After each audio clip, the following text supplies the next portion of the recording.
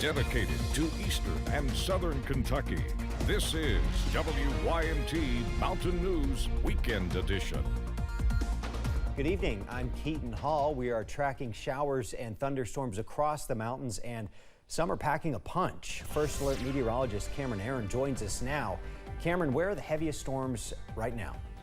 Well, Keaton, we are tracking two different severe thunderstorm warnings at this hour. Here's a look at First Alert Pinpoint Doppler, and as you can see, scattered showers and storms continue. Some of those are strong to severe. The heaviest storm on the board right now is over portions of Laurel County down into Whitley County. So just a heads up in London, also Corbin. Heavy rainfall, thunder, lightning, possibly some small hail, and winds upwards of 50 or 60 miles per hour are possible as this severe thunderstorm warning does continue as we go towards the rest of the next few minutes. London basically on top of you now, also Corbin as well. And this will continue pushing off to possibly into Knox County, also possibly Clay County as well. So just a first alert for places in Knox and Clay County. Also watching out for this cluster of showers and storms. Over the next few minutes, another severe thunderstorm warning in place for portions of Clay County, also into Leslie County as well. So once again, a first alert for heavy rainfall and gusty winds not too far away from Manchester on the Hal Rogers Parkway. Also tracking this segment of showers and storms from Logan and Mingo counties in West Virginia down into Pike County, not too far away from Pikeville, and down into Letcher County, close to Whitesburg. These are not severe, but still gusty winds, thunder, lightning, heavy rainfall are possible as this complex of showers and storms continues pushing off towards the south and east. The good news, places north of the Mountain Parkway, the watch was canceled. It does continue, though, for another hour or so for places along and south of the Mountain Parkway until about midnight tonight as that first alert weather day also continues because we do have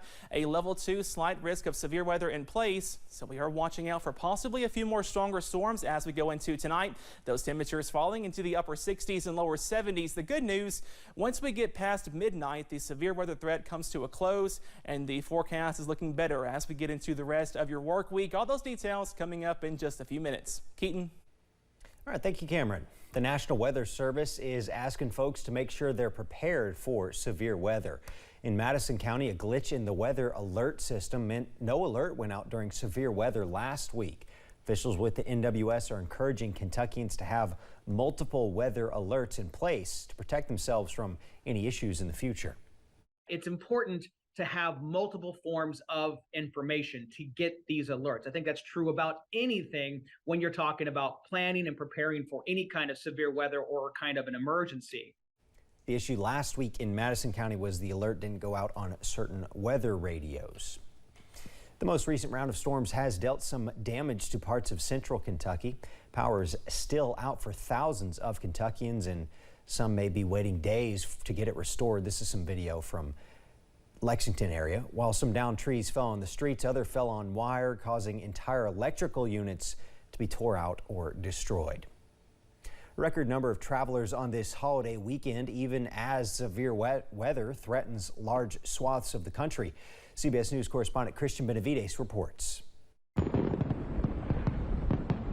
4th of July celebrations are well underway this holiday weekend, following days of travel chaos across the country at our nation's airports. Secretary of Transportation Pete Buttigieg unfaced the nation. If you look at the overall picture, we've seen a lot of improvements, but we had a hard few days with severe weather at the beginning of the week, and that definitely put enormous pressure on the system. Pent-up demand and the extra long holiday weekend leading to a record number of travelers on Friday, surpassing numbers seen even before the pandemic. Friday, we saw, according to TSA, a record number of airline passengers, probably the most ever in America. But the threat of severe weather has not gone away. Parts of Missouri were left cleaning up after storms ripped through the area as heavy rain continues to move across the middle of the country today. And across the Southwest, punishing heat has upped the risk of heat stroke in Texas, Arizona, Nevada, and California, where over 30 cities are on the brink of breaking temperature records. Austin and Fort Worth hit triple digits every day this week, adding to a spike in emergency room visits. Animals feeling the heat too. These squirrels in Austin trying to cool off their body temperatures by laying their bellies on a cooler surface, something experts call splooting. Christian Benavides, CBS News, Miami.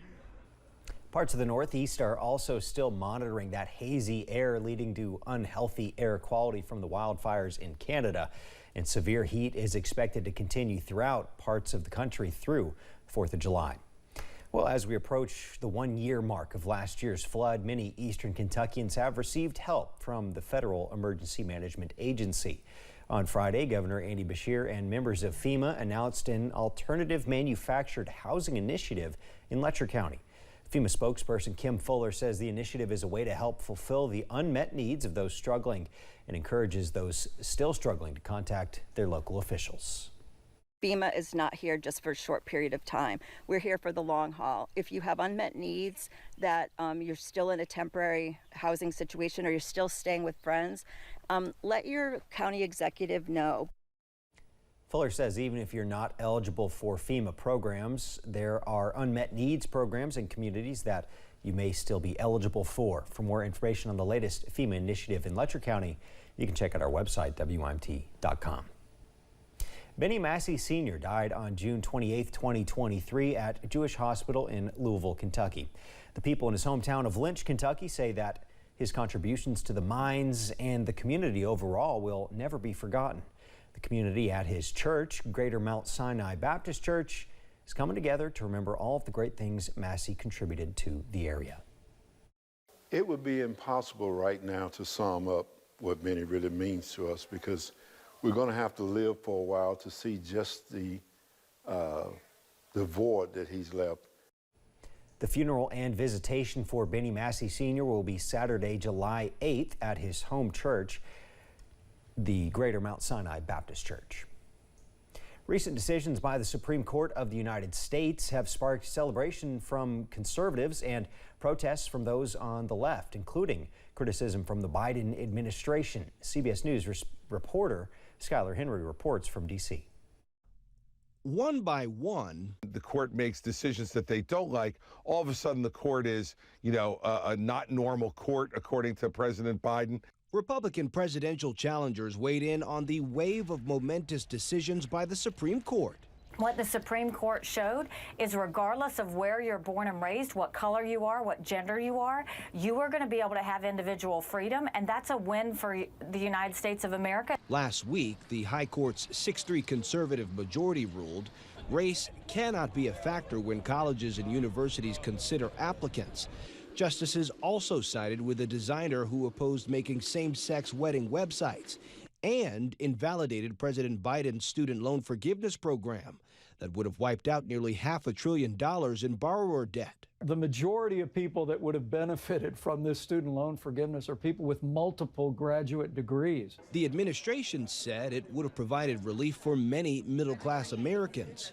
Despite the blow, President Biden vowed to carve out a new plan to forgive those loans. We'll use every tool at our disposal to get you the student debt relief you need and reach your dreams. According to White House estimates, some 20 million Americans would have seen their student loan balances erased altogether. Biden administration officials say they'll now look to using the Higher Education Act, which will look to try to develop a new authority to take on student loan forgiveness. But President Biden says that path will take time. Skylar Henry, CBS News, the White House. Coming up at 11, a shooting at a block party has an entire city on edge. Plus, we are tracking showers and storms across the mountains tonight, but a quieter forecast is on the way. All those details coming up.